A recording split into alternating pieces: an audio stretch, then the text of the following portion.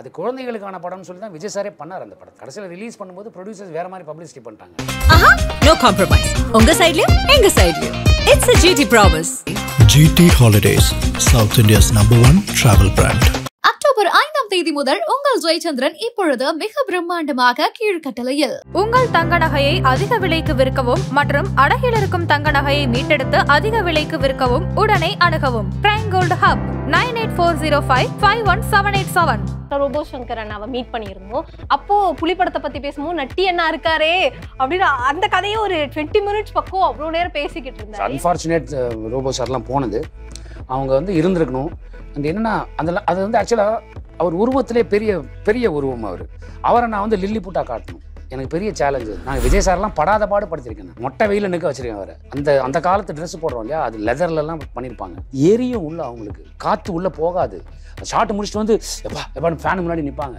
அந்த மாதிரிலாம் கஷ்டப்படுத்திருக்கேன். அது குழந்தைகளுக்கான படம்னு சொல்லி தான் விஜய் சாரே பண்ணார் அந்த படம். ஆனால் இந்த 8 வயசுலேருந்து 15 வயசு பசங்களுக்கு நான் ஒன்றுமே பண்ணல சார். அவங்களுக்கு நான் ஒரு படம் பண்ணணும்னு ஆசைப்படுறேன். அப்படி பண்ண படம் தான் புலி. வந்து சன் டிவியில் இதெல்லாம் போடும்போது எனக்கு கிட்டத்தட்ட 10-15 கால் வரும். எப்படிங்க நீங்கள் அவரை இவ்வளோ குள்ளமாக காமிச்சிங்க? அது என்ன டெக்னாலஜி? இன்னைக்கு டெக்னாலஜி எல்லாம் வந்துச்சு. நாங்கள் அது ஒரு 10 வருஷம் முன்னாடி பண்ணும்போது அப்படி ஒரு டெக்னாலஜி ரொம்ப கம்மி. அதன் சினிமா நேயர்களுக்கு ஷாம்லாவோட பெரிய வணக்கம். இன்னைக்கு நம்ம கூட ரொம்பவே ஸ்பெஷலான ஒரு டீம் இருக்காங்க. கம்பி கட்டின கதை.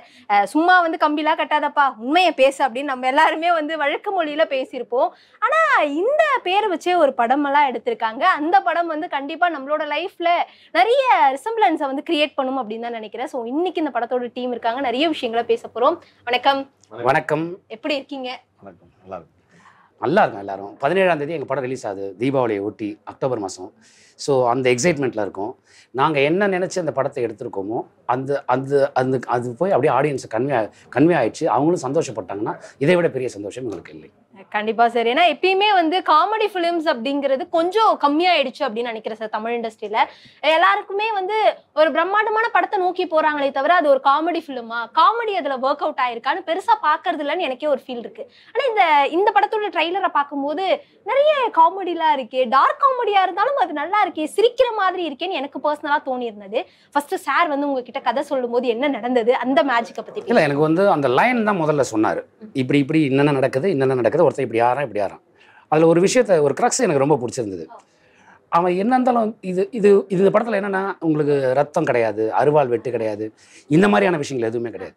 அவன் அழகாக யோசிச்சு ஒவ்வொரு காயாக நகர்த்தி கடைசியில் தன்னோட தேவையை வந்து அதை பூர்த்தி பண்ணிக்கிறான். அந்த விஷயத்த சொல்ல எனக்கு ரொம்ப பிடிச்சிருந்தது. பண்ணலான்னு. அதுக்கப்புறம் எனக்கு பக்கா ஸ்க்ரீன் பிளே கொடுங்க சார், அது தெரியாமல் நான் எப்படி சார் கமிட் பண்ண முடியும்னு அவர்கிட்ட கேட்டேன். அப்புறம் சொன்னால் சார் எனக்கு ஒரு 1 வீக் டைம் கொடுங்க, நான் வரேன். 1 வீக் அப்புறம் வந்து இந்த பவுண்ட் ஸ்கிரிப்ட் என்கிட்ட கொடுத்தாரு. எனக்கு ரொம்ப பிடிச்சிருச்சு இந்த கதை, பண்ணலாம் அப்படின்னு சொல்லிட்டு.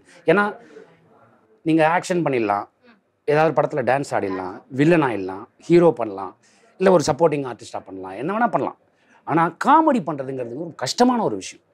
அந்த டைமிங் ஒன்று இருக்குல்ல, இவர் ஒன்று சொல்ல அது அந்த கிவன் செகண்டுக்குள்ளே நம்ம இன்னொன்று சொல்ல அதுதான் ஒர்க் அவுட் ஆகும். ஒரு செகண்டு நீங்கள் கேப் விட்டிங்கன்னா கூட மொத்தமாக அது திருப்பி 1 மோர் பண்ணுற மாதிரி ஆகிடும். ஸோ இந்த டைமிங் வந்து எனக்கு இதில் ரொம்ப பிடிச்சிருந்தது. கஷ்டம், இந்த கஷ்டத்தை எப்படி நம்ம ஓவர் கம் பண்ண போகிறோம் அப்படின்னு யோசிச்சு தான் கம்பி கட்டின கதை. டிஓபி அப்படின்ன பட்சத்துல இந்த துப்பாக்கி படத்துல ஒரு சாங் பண்ணிருப்பீங்க சார், டிஓபியா. அதுல பார்க்கும்போது எல்லாமே அந்த இடத்துக்கு எல்லாருக்கும் போகணுன்ற ஆசை இருக்கும். பட் ஆனா அந்த இடத்துல ஷூட் பண்றது ரொம்ப கஷ்டமான வேலை சார். ஏன்னா லியோ படத்துக்காகவே ஆல்மோஸ்ட் 1.5 வருஷம் பக்கம் அங்க இருந்து அந்த ஸ்னோலாம் வந்துடும், அவ்வளோ பிரச்சனைகள்னு சொல்லியிருந்தாங்க இப்ப இருக்கிற இந்த காலகட்டத்துல. அப்போ துப்பாக்கினா கொஞ்ச நாள் முன்னாடி, ஆனா அப்ப நிறைய ஒர்க்ஸ் இருந்திருக்கும், பர்டன்ஸ் இருந்திருக்கும்.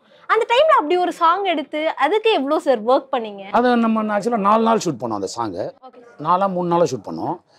அது விஜய் சாரும் காஜல் அகர்வால் மேமும் அவங்க கொடுத்த கோஆப்ரேஷன் தான்.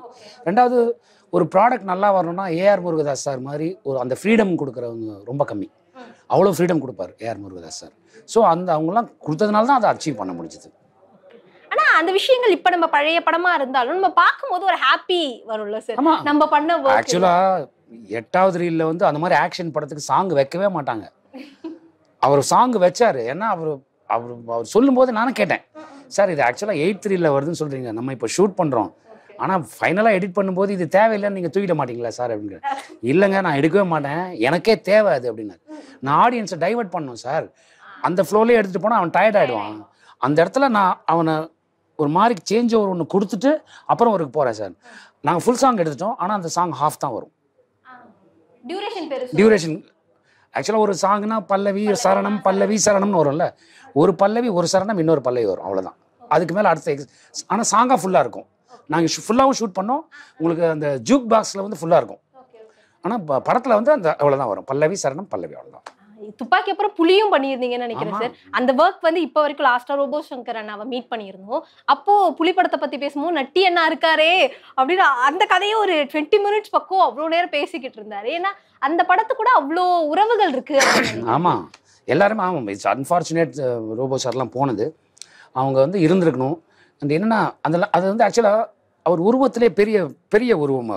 அவரை நான் வந்து லில்லி புட்டா காட்டணும். எனக்கு பெரிய சேலஞ்ச் அது. ஏன்னா 6 அடிக்கு விஜய் சார் இருப்பார், இத்தினூண்டா ரோபோ சங்கர் சார் இருப்பார். ஸோ அவர் அந்த உருவத்தை நான் அப்படி காட்டணும். எங்கெல்லாம் பெரிய சினிமாட்டோகிராஃபர் சேலஞ்சிங்கான ஒரு படம் அது. அதை பண்ணோம், அச்சீவ் பண்ணோம். அதுக்கு காரணம் வந்து அவங்கெல்லாம் கொடுத்த கோஆப்ரேஷன் தான். நாங்கள் விஜய் சார்லாம் படாத பாடு படுத்திருக்கேன். நான் மொட்டை வெயிலில் நிற்க வச்சுருக்கேன். அவரை ரோபோ சார்லாம் அந்த அந்த அந்த அதாவது யூஸ்வலாக இந்த மாதிரி போட்டால் கூட வெயிலுக்கு தெரியாது, ஒரு கொடையை பிடிச்சி நின்றுலாம். அந்த காலத்து ட்ரெஸ் போடுறோம் இல்லையா, அது லெதர்லலாம் பண்ணியிருப்பாங்க. எரியும் உள்ள, அவங்களுக்கு காற்று உள்ளே போகாது. ஷார்ட் முடிச்சுட்டு வந்து எப்பான்னு ஃபேன் முன்னாடி நிற்பாங்க. அந்த மாதிரிலாம் கஷ்டப்படுத்திருக்கோம். ஆனால் வேறு வழியில் எடுத்து தான் ஆகணும். காக்கிநாடா மாதிரி ஒரு இடத்துல போய் ஒரு இடத்துல பண்ணும்போது அங்கே மொத்தமாக பொட்டல் காடு, ஒரு மரம் கூட கிடையாது நிழலுக்கு போய் நிற்கிறதுக்கு. வெயிலே தான் நிற்கணும். எல்லாருமே அப்படி தான் இருந்தோம். நாங்களாவது பிஹைண்ட் கேமரா பிடிச்சிட்டு நின்றுலாம், கொடையை பிடிச்சிட்டு நிற்கலாம். அவங்க ஷாட்டில் பிடிச்சிட்டு நிற்க முடியாதுல்ல. ஓடுற ஷாட் ஓடி தான் ஆகணும், குதிரை ஓட்டுற ஷாட்டில் குதிரை ஓட்டி தான் ஆகணும். அந்த மாதிரியான நிர்பந்தத்தில் இருந்தாங்க. அந்த மாதிரி அந்த மாதிரி ஒரு சீன் இருக்கா? ஆமாம். ஸோ அதை பண்ணி தான் நீங்கள் ஆகணும். அது எப்படி யாரும் கொடை பிடிச்சிட்டு கூட வர முடியுமா? அந்த அப்படி ஒரு காலகட்டத்தை காட்டலையே. நாங்கள் வேற ஒன்று காட்டுறோம்ல. ரொம்ப கஷ்டப்படுத்தணும். ஸ்ருதிஹாசன் சரி, விஜய் சார் சரி, எல்லாரையும் கஷ்டப்படுத்தணும். ஆனால் எல்லாரும் ஒரு செகண்ட் கூட முகம் சுளிக்காமல் அந்த படத்துக்காக அவ்வளோ ஹெல்ப் பண்ணாங்க. கடைசியில் ரிலீஸ் பண்ணும்போது ப்ரொடியூசர்ஸ் வேறு மாதிரி பப்ளிசிட்டி பண்ணிட்டாங்க. அது குழந்தைகளுக்கான படம்னு சொல்லி தான் விஜய் சாரே பண்ணார் அந்த படத்தை. அவர் எப்போவுமே சொன்னார் என்கிட்ட அந்த படம் பண்ணும்போது, சார் ஜென்ரலாக நான் வந்து ஒரு படம் ஆரம்பிச்சதுன்னா ஒரு ஓப்பனிங் ஒரு சாங்கில் பண்ணுவேன், அப்புறம் ஆக்ஷனு, அப்புறம் சென்டிமெண்ட்டு, இப்படி தான் பண்ணேன். இது வந்து ஒரு 15 வயசுலேருந்து 35 வயசு இருக்கிற அவங்களுக்கு பிடிச்சிரும். ஆனால் இந்த 8 வயசுலேருந்து 15 வயசு பசங்களுக்கு நான் ஒன்றுமே பண்ணல சார். அவங்களுக்கு நான் ஒரு படம் பண்ணணும்னு ஆசைப்பட்றேன். அப்படி பண்ண படம் தான் புலி. அது அந்த மாதிரி பப்ளிசிட்டி பண்ணியிருந்தாங்கன்னா அது மிகப்பெரிய பிளாக் பஸ்டராக இருக்கும். இப்போ கூட புலி வந்து சன் டிவியில் இதிலெல்லாம் போடும்போது எனக்கு கிட்டத்தட்ட 10-15 கால் வரும். எப்படிங்க நீங்கள் அவரை இவ்வளோ குள்ளமாக காமிச்சிங்க? அது என்ன டெக்னாலஜி? இன்றைக்கி டெக்னாலஜி ஏஐலாம் வந்துச்சு. நாங்கள் அது ஒரு 10 வருஷம் முன்னாடி பண்ணும்போது அப்படி ஒரு டெக்னாலஜி ரொம்ப கம்மி. அது ரொம்ப போராடி தான் நீங்கள் அதை பண்ணணும். அந்த போராட்டம் பண்ணுறதுனால தான் அவங்களெல்லாம் நாங்கள் வருத்த வேண்டியதாக போச்சு. அதுக்கு அவங்களாம் கொடுத்த கோஆப்ரேஷனால் தான் அது வந்தது. கண்டிப்பா சார். விஜய் சாரை பத்தி இவ்வளவு விஷயங்கள் பேசியிருந்தீங்க. அவர் கூட ஆல்மோஸ்ட் ஒரு 3 படம் பக்கம் ஒர்க் பண்ணியிருக்கீங்க. அவரை வந்து ஷூட்டிங் ஸ்பாட்ல பார்த்திருப்பீங்க. இப்போ அரசியல் தலைவரா இருக்காரு. எப்படி சார் அந்த மாறுபாடுகள்? அவருடைய விருப்பம் தானே அது. அவரே வந்து ஓப்பனாக அவரோட இந்த மாநாடுலாம் சொன்னார். இந்த மாதிரி வந்து நான் இது வரைக்கும் நடிகனாக இருந்தேன், எனக்கு வேணுங்கிறத நான் சம்பாதிச்சேன். ஆனால் மக்கள் சேவைன்னு ஒன்று பண்ணுறேன் அப்படின்னு சொல்லி இப்போ நான் பண்ண போகிறேன்றார். அது அவர் எடுத்துக்கிற ஒரு முயற்சி. அவருடைய அந்த முயற்சியில் அவர் வெற்றி பெற எல்லாம் உள்ள இறைவனை நான் பிரார்த்திக்கிறேன். ஏன்னா ஒவ்வொருத்தரும் ஒரு விஷயத்தை பண்ணணும்னு ஆசைப்பட்டு வராங்க. அதுக்கான ஸ்பேஸ் நம்ம கொடுக்கணும் அப்படின்றது என்னுடைய. எப்பயுமே ஒவ்வொருத்தவங்களுக்கு ஒரு விஷயங்களை நினைச்சு ப்ரௌட் பண்ணுவாங்க சார். உங்களுக்கு இப்போ வரைக்கும் முருகானந்தம் அப்படின்னு நினைச்சா எனக்கு இந்த விஷயம் ப்ரௌட்பா அப்படின்னா ஒரு வார்த்தை இல்லை 2 வார்த்தையில சொல்றா என்ன சொல்லலாம் சார்? அவர் பேசினா சுற்றி பொண்ணுங்களா வரும். அதுதான் ப்ரௌடஸ்ட் மொமெண்ட். இந்த மாதிரி நான் எதிர்பார்க்கல. இல்ல சார் வந்து சும்மா காமெடி சொல்றாங்க. நம்ம ஸ்கிரிப்ட் ரைட்டர் 2வது காமெடியா பேசும்போது கேட்டு நான் இப்போ இவங்களை வச்சு நான் சொல்லிதானே ஆகணும் அந்த மாதிரி சொல்றாங்க சார். இல்லை எனக்கு நான் வந்து பெருமைப்படுற விஷயம் என்னவா இருக்கும், நம்ம ஒன்று நினைச்சோம் அதை அடைஞ்சிட்டோங்கிற இடத்துல இன்னைக்கு கூட இந்த ஸ்கிரீன் பிளே டயலாக் அண்டு அப்படின்னு இப்போ முருகானந்தம்னு இப்போ அந்த பேரை பார்க்கும்போது ரொம்ப சந்தோஷமா இருக்கு. மேலே என் முகத்தை பார்க்கும்போது சந்தோஷமா இருக்கு. இதுதான் என்னுடைய நான் வாழ்க்கையில் முதல்ல சின்ன வயசுலேருந்து நினைச்ச ஒரு விஷயம். திரையில படம் பார்க்கும்போது இந்த திரையில நம்ம முகம் தெரிஞ்சா எப்படி இருக்கும், நம்ம பேர் வந்தா எப்படி இருக்கும்னு அந்த கண்ட கனவு இப்போ வந்து திரையில பார்க்கும்போது நான் அப்படியே என் முகத்தை நானே பார்க்கறது, எங்கள் அம்மா ஃபோன் பண்ணி உன் படம் பார்த்துட்டா அப்படின்னு சொல்றது, எங்கள் அப்பா ஃபோன் பண்ணி சொல்றது, என் பேர் வந்து டைரக்டர் அப்படின்னு வர்றதை பார்க்கும்போது பயங்கர சந்தோஷமா இருக்கு. அது வந்து நாங்கள் வேலூரில் ஷூட் பண்ணும்போது எங்களுக்கு கிட்டத்தட்ட அந்த ரிசார்ட் மாதிரி நாங்கள் செட்டு போட்டு பண்ணோம். ஒரு காமன் பிளேஸ் அது. அங்கே கிட்டத்தட்ட ஒரு 500 ஜூனியர் ஆர்டிஸ்ட் இவங்கெல்லாம் வச்சு நாங்கள் பண்ணுறோம். அப்போ போலீஸ்லாம் வருவாங்கல்ல, என்ன இங்கே கூட்டமாக இருக்குது அதெல்லாம் கேட்பாங்க இல்லையா, அது பண்ணாங்க. அந்த மாதிரி ஒரு போலீஸ் டிபார்ட்மெண்ட்டில் வந்தாங்க. அதில் லேடி போலீஸ் ஆஃபீஸர்ஸ் இருந்தாங்க. இப்போ நாங்கள் அந்த சீனாக எடுத்துகிட்டு இருக்கோம். இவர் வந்து மைக்லலாம் எக்ஸ்பிளைன் பண்ணுவார். சார் நீங்கள் ரைட்டில் பார்த்துங்க, லெஃப்ட்டில் பார்த்துங்கன்னு நாங்கள் ஏதாவது சொதப்பினா வந்து சீன் சொல்லுவார். சார் இந்த சீன் படி என்ன நடக்குதுன்னா இப்படி இருக்கணும், அப்படி இருக்கணும், இப்படி இருக்கணும். இவர் மானிட்டர்லேருந்து இவர் வரல கொஞ்சம் பாருங்கன்னா இவர் தான் வந்து ஓடி ஓடி இருப்பார். ஒரு சீனை எங்களுக்கு எக்ஸ்பிளைன் பண்ணார். அந்த லேடி ஆஃபீஸர் கேமரா இங்கே இருக்குது, அவங்க நிற்கிறாங்க லேடி ஆஃபீஸர், நாங்கள் பேசிகிட்டு இருக்கோம், அவங்க சிரிச்சுட்டு கிளாப் பண்ணிட்டாங்க. அந்த சீன் போலீஸ் ஆஃபீஸர், அவங்க லேடி போலீஸ் ஆஃபீஸர். அது எங்களுக்கு ஆச்சரியமாக இருந்தது. யூஸ்வலாக போலீஸ் எப்போவுமே ஸ்ட்ரிக்டாக இருப்பாங்க. எப்போவுமே போலீஸ் டிபார்ட்மெண்ட் நம்ம கொஞ்சம் பயப்படுவோம், ஒரு அடி தள்ளி தான் நிற்போம், நம்ம எதுவும் சொல்லிடக்கூடாது, அவங்களுக்கு எதுவும் டிஸ்டர்ப் ஆகிடக்கூடாதுன்னு. ஆனால் அவங்க சிரிச்சு கிளாப் நல்லா இருக்குது சார் அப்படின்ட்டு போனாங்க. அது எங்களுக்கு ஆச்சரியமாக இருந்தது. ஸோ எங்களை அறியாமல் எங்களுக்கு ஒரு ஃபேன் அந்த இடத்துல இருந்திருக்காங்க.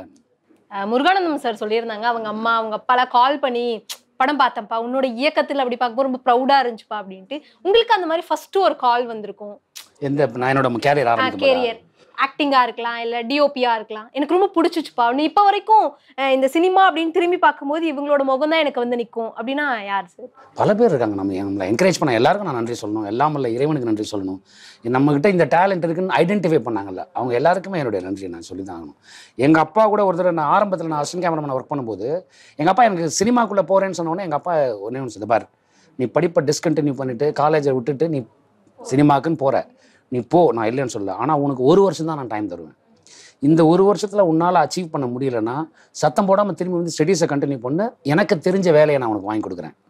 நீ இந்த வேலையில் பண்ணி எனக்கு நாளைக்கு இந்த வேலையில் நீ ஷைன் பண்ண முடியல, உன்னால் ஒரு பொசிஷனுக்கு வர முடியலன்னா அந்த பெயினை எனக்கு கொடுத்துறாத.